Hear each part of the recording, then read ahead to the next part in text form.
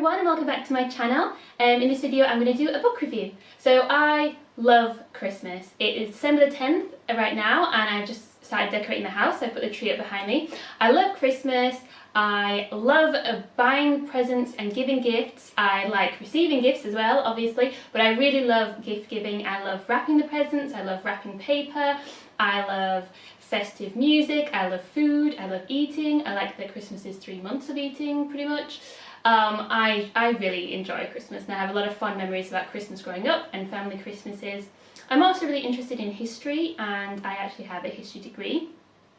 So when I saw this book, Christmas A History by Judith Flanders, I thought it would be perfect, and I was doing my Christmas shopping when I bought it and I was in that kind of frame of mind of just buying things that were Christmassy. So I picked this up and I just thought that I would give a brief overview of some of the interesting things that I found out about the book and some of the pros and cons of the book if anyone was wanting a Christmassy read. So it is a non-fiction book about Christmas. It is like a history of Christmas and it covers lots of different aspects, so religion, food, music, presents, etc. The main theme of the book is that people are complaining now that Christmas is no longer related to religion and we've kind of lost the original meaning and spirit of the Christmas holiday and of the festive period, and that it's now too much about food, music, drinking, presents, buying things, etc. So Judith Flanders' argument is that religion was never really the key component of Christmas, and that it has always been about food and music and drinking and eating and buying presents and generally just being festive and happy and having a good time. She also, I guess, makes the point that for as long as there's been people that have celebrated in this way, there have been people that have complained that we have lost the true meaning of Christmas and its original meaning. So she touches, like I said, on a lot of different subjects. So she just starts with a kind of look at the religious origins of Christmas, and this chapter was a little bit dry for me and it was a little bit, I couldn't quite take in all the information that she was kind of throwing out at me, but there are a few points that nowhere in the Bible does it really mention the date of Jesus' birth. There's a few things like the sheep being outside, which would suggest that it perhaps wasn't in winter, so then why December the 25th? One reason that she does mention that I thought was interesting, and this is the kind of little details of history that I find really interesting, is that the winter solstice is on the 21st of December, which is the shortest day of the year, but it used to be on the 25th of December up until about the 4th century. Because they didn't take into account leap years though, the dates kind of slipped from their connection with the natural world, I suppose. So the winter solstice was no longer on the 25th of December, it was now on the 21st of December. But that's just kind of interesting. I thought that what we now think of as Christmas Day used to be the winter solstice, so perhaps there's a link there between those two things. She talks a lot about Christmas trees and Christmas greenery, and by the 1800s in England candlelit Christmas trees were really quite commonplace.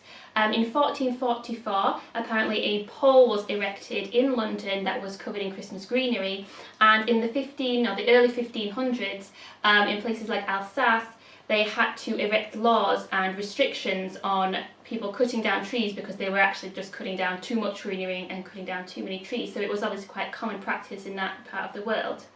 If you go back to the 8th century, there is a legend of St. Boniface, who apparently heard that there was going to be a human sacrifice under a big oak tree that was significant to the god Thor, so he chopped down the oak tree to prevent the human sacrifice and instead planted a fir tree, the evergreen leaves of the fir tree would represent the truth, Jesus' truth, God's truth. And apparently awestruck locals were so inspired by this that they just converted to Christianity on the spot, so the legend goes. And then several centuries later we now have Christmas trees just decorated with cheap plastic crap in our living rooms. It was interesting also to hear about the politics of the season and how Christmas is not devoid of politics. So In 1644 there was an Act of Parliament where Oliver Cromwell essentially banned Christmas, or the celebration of Christmas festivities, which I remember doing when I was in primary school, and at the time it seemed like the worst thing that could ever happen ever. It just seemed horrifying, the fact that you could ban Christmas, which I suppose shows how culturally significant the holiday is for most of us in the West, people that celebrate Christmas, whether you're particularly religious or not. It is it's just everywhere this time of year. Christmas is like shoved in your face constantly. So there was a lot of politics in regards to Puritans and the way that they didn't see the celebration of Christmas as being, they saw it as being sinful and I guess just over the top. So they banned that kind of celebration and those festivities. And one thing that did happen was that people had to work on Christmas Day, so shops stayed open on Christmas Day initially, but then apparently there were so many skirmishes and problems and people I guess rioting at having to work, and they actually ended up closing the shops on Christmas Day. And so, but they also couldn't celebrate Christmas in churches because the celebration of Christmas was not allowed, so people ended up going to the pubs and inns and taverns, which is probably not what the Puritans wanted either. And then on to gifts and presents, and something that's seen by many people, many children, as being the best part of Christmas, and seen by other people as being the worst part, the consumerism and the overspending and the overbuying. It's a bit of a mixed bag, I suppose. So initially, apparently, gifts were given upwards, so you would give to your social betters to really curry favour with them. So landlords and gentry and people you would give upwards. But then by the 18th century, apparently it was more common to give down, and so to give to your tenants, to give to tradespeople, to give in shops. So essentially what we might think of as tipping, but you would give a Christmas gift or some money into their Christmas box at that time of year. And there was also a growth in giving to your peers as well, so friends, I guess. There were changes in society, so urbanisation moved to cities and towns, and lower infant mortality rates, which meant that there was people having fewer children but devoted more time to those children. So giving gifts and giving toys kind of had three effects. One was that you could pass on the values of the parents to the child through the giving of the gift. Another reason was obviously to show parental love with giving a gift. And then lastly, it was also to show your success as a parent and provider, I guess. Apparently most gifts were given unwrapped, which I find really strange because I love wrapping. And this was until the 19th century when the Victorians decided they liked to wrap and started putting things in boxes and gift wrapping. Apparently there was a lot of problems with gas lighting and coal fires causing discoloration of fabrics and leaving soot or ash on things. So apparently it was very common in the Victorian time for everything to be in a container anyway. So things would just go into boxes to protect them from the grime in the air. So it kind of stood to reason then that they would want to wrap gifts in something to protect them. Apparently one benefit to retailers was that they could sell non-seasonal items but wrap them in seasonal gift wrapping and make it into a seasonal product that way. So that was one of the benefits of wrapping. And it was also the reduction in cost of printed pattern paper will also contributed to the increase in gift wrapping around that time period. In the US, people celebrate Thanksgiving in November, and I think that's another date along with Christmas that people think of as being a fixed historical date. Apparently though, it did used to be the last Thursday of November would be when you would celebrate Thanksgiving. But in 1939 that meant that it was actually the 31st of November, which then compressed all the run up to Christmas and the Christmas shopping and spending into just 3 weeks. So Chamber of Commerce and retailers campaigned for the date to be moved, and by 1940 I believe they moved it to the 4th Thursday of November, which means that there's always 4 weeks in the run up to Christmas. So it's just interesting the significance of Christmas and also the impact of shopping and spending and buying, and consumerism definitely had increased in the last century. But coincidentally, at the same time, we also got an increase in seasonal films and TV programmes. So you have things like It's a Wonderful Life, Miracle on 34th Street, things like The Grinch That Stole Christmas, which are all films which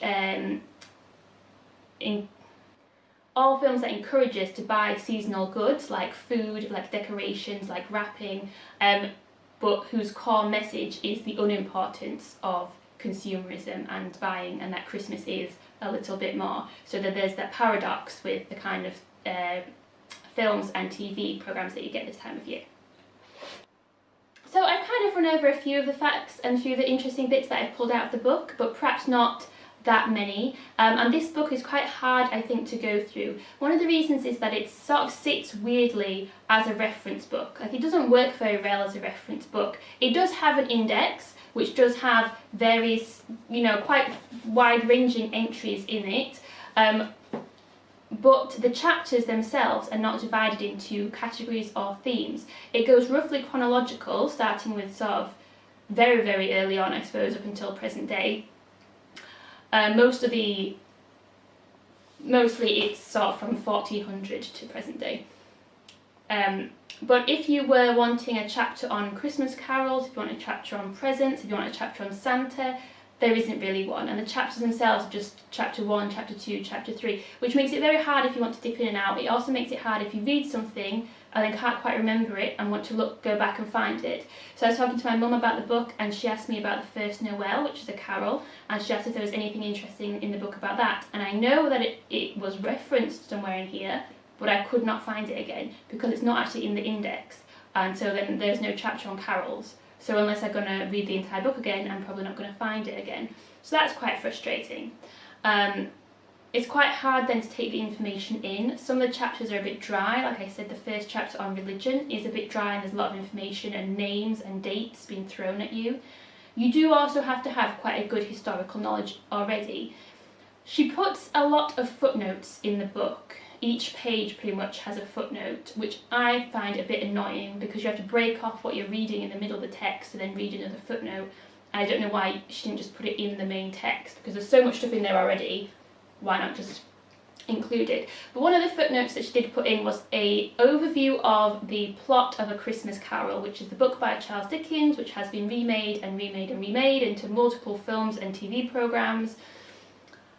I would imagine a lot of people do have a pretty good understanding of the plot, but if you don't, that's fine. There's an overview, there's a plot synopsis in the book, so that's fine. Except that then there are other parts of the book where she mentions people like Samuel Pepys, who I imagine most people will not have ever heard of. All I know about him is that he was a very boring diarist who wrote diaries that were very boring. You have to read about them at school. But he's referenced in the book with no explanation really of who he is. So there are quite a lot of people, quite a lot of name dropping for about 6 centuries of history that you would have to have a good understanding of who they are. So, I mean, unless you're prepared to Google every person's name, that's quite difficult. So you're taking in a lot of information about a lot of different things that's not very well organised, and it's referencing people that you don't know or you've not heard of, and you're going to have to Google them to find out who they are, which, I mean, you could just Google everything in the book, really. So I find it a bit frustrating. Like I said, there were some interesting tidbits and some interesting things that I jotted down, and it was about Christmas, and I like Christmas, so I did enjoy it, but I'm not sure that I would definitely recommend this, just because it's quite hard to go through, and I wish she'd arranged it in a better, more organised way. I think it would have been a lot easier for people to get through. So those are my thoughts. If anyone else has read it, please let me know your thoughts in the comments. If you have any other Christmassy reads, any other books in general to recommend, please let me know in the comments as well. If you've liked the review, please give me a like, and if you'd like to see more videos, please subscribe.